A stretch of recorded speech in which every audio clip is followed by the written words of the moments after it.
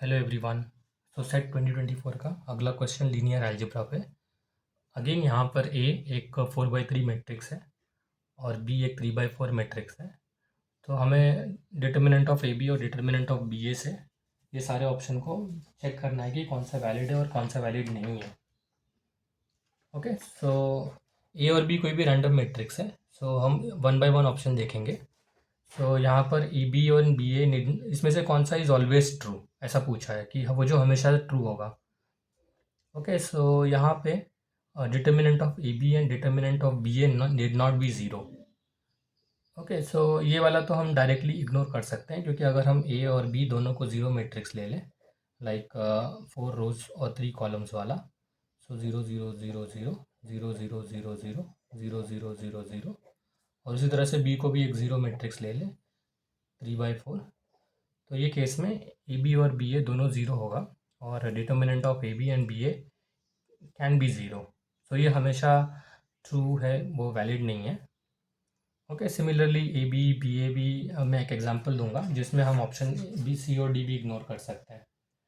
Okay, so example हम क्या लेंगे, बहुत ही सिंपल है, हमारे माइंड में ऑलरेडी वो होता है ऐसे टाइप के एग्जांपल्स। सो हम लोग क्या करेंगे, मैं एक ऐसा एग्जांपल ढूंढूंगा जिसमें ए बी का डिटर्मिनेंट ज़ीरो है बट बी ए का डिटर्मिनेंट ज़ीरो नहीं है। सो इसके लिए मैं एक ए लूँगा, 4/3 मैट्रिक्स हमारा। सो ये कैसे दिखेगा, 1 0 0 0 1 0 0 0 1, और इसको ले लूँगा लास्ट वाले को 0 0 0। Okay, that is 4/3। Similarly B में ले लूँगा हमारा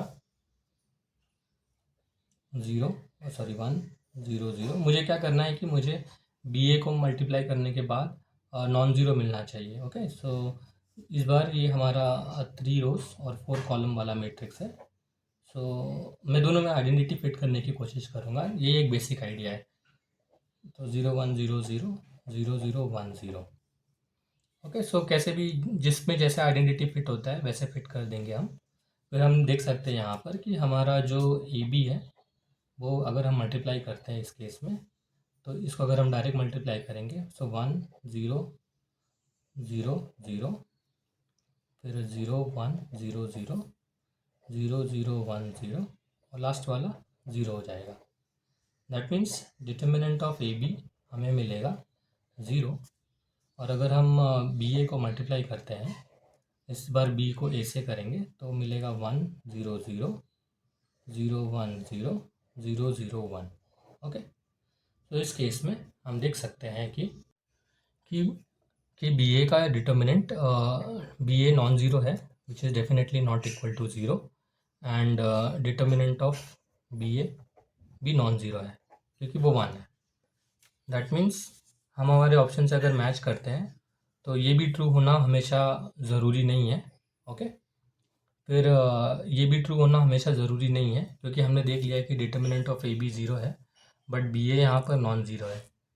तो ये ऑप्शन इन दोनों को भी निगलेक्ट करता है, डिस्कार्ड करता है। तो हम यहाँ पे एग्ज़ाम में ऑप्शन ए चूज़ करेंगे। ओके, सो ये एक तरीका है ऑप्शन डिस्कार्ड करने का।